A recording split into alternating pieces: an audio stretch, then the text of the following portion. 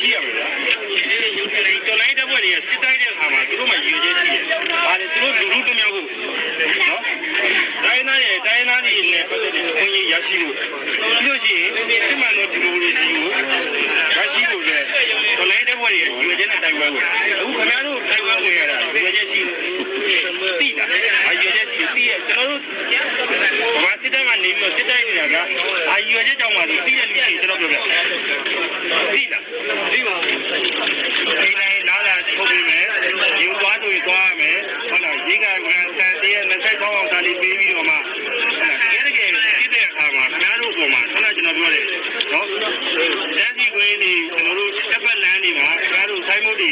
ပြီးလို့ရှိရင်ချင်း60ပြင်လို့ရှိရင်လည်းခင်ဗျားတို့ဒီဟာလေးပဲကြက်ခိုင်းနေတာဟုတ်တယ်မလားနော်ရေပေါ်စိတ်တော့ပါလေခဏကျွန်တော်ပြောလို့ရေပေါ်ချင်းချင်းပေါ့အားရှိတော့